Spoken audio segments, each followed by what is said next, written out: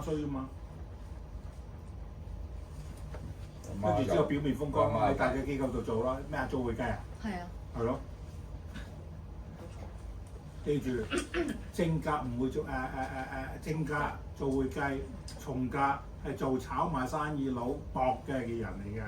咁佢唔係好細膽嘅啫。唔係呢個咪正格啦，所以有乜係做會計咯，明白未啊？就係咁簡單啊！上埋職業。一睇做會計，正格就做會計㗎啦。就係咁簡單啊！做佢咯，就係咁簡單。如果你落廟街，哇大富大貴啊呢個女，大富大貴做會計咁樣係咪？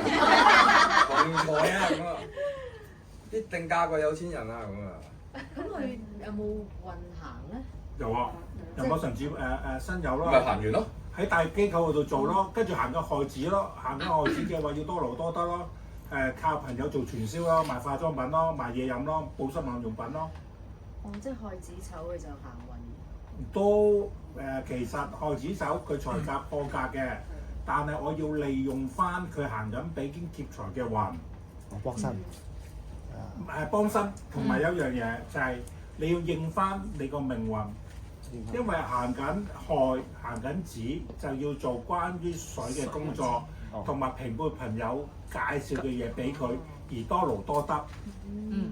明白未？咁但係因為財格不過佢因為呢個可以用埋調後戶，所以都係好運嚟㗎啦。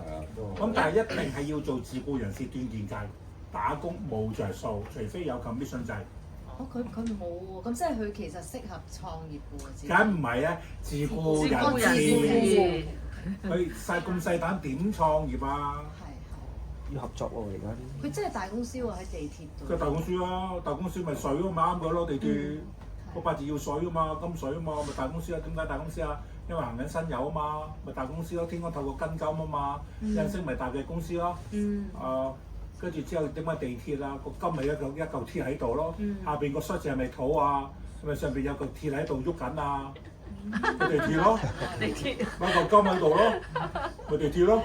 佢真係幫佢哋啲物業計數嗰啲嚟㗎。管理都話喂會計嚟咯。但係佢成日鬧佢老公。咁鬧個老公係性格問題啊嘛。即係佢敏陣。